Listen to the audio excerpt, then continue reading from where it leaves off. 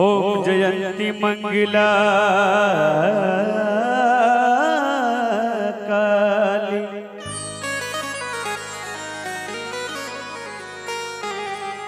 भद्रकाली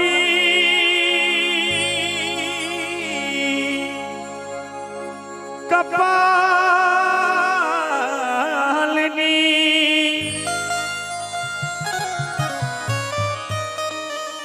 दुर्गे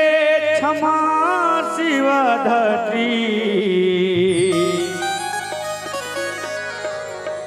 स्वाहा स्वधा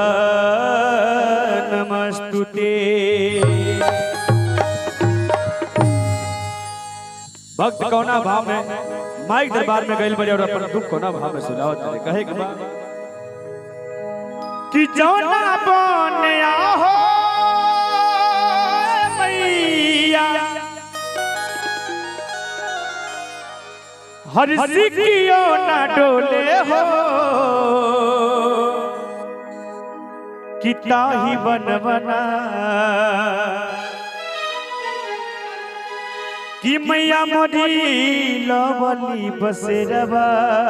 हो कि ताही रे बनवाना कहे के बाद कि जौना बने आहो मैया सीखियो न डोले हो ताही बनवाना जौना बने आहो मैया सीखियो न डोले हो ताही बनवाना कि मैया मोरी लहवली बसेरवा हो कि ताही रे बनवा कि मैया मोरी लहवली बसेरवा हो ताही रे बनवाना जौना बने आहो मैया सीखियो न डोले हो ताही बनवाना जौना बने आहो मैया सीखियो न डोले हो ताही बनवाना कि मैया मोरी लहवली बसेरवा हो ताही रे बनवाना कि मैया मोरी लहवली बसेरवा हो ताही रे बनवाना।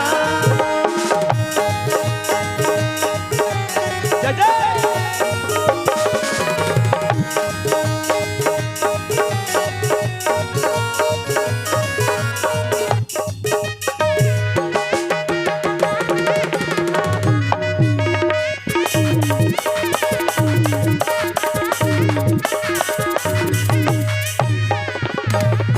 लेकिन और भक्त कहले गजबे लगेला मेला सुखबा सुमार के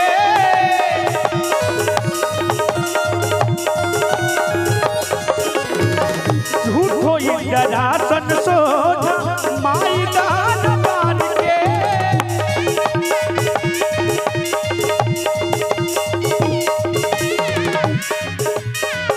गजबे लगेला मेला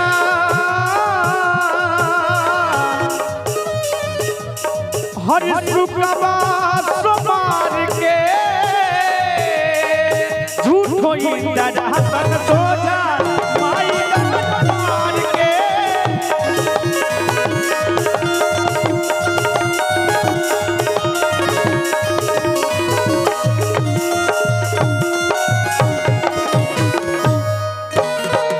फूलते मंदिरिया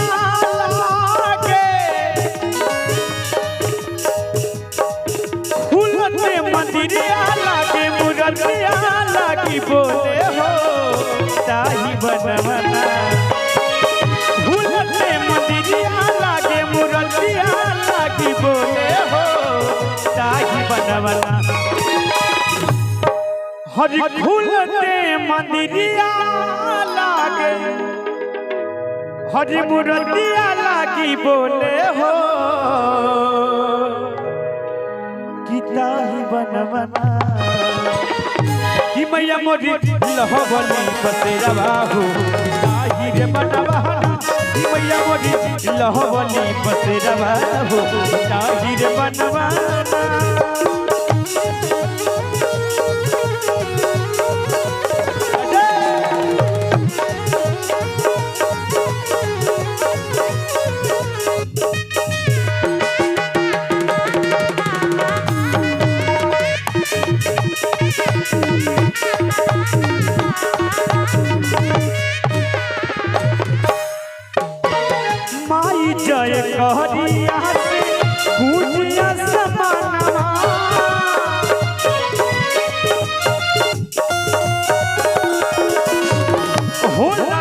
पूजा पाठ कहीं कुछ में हवा नवा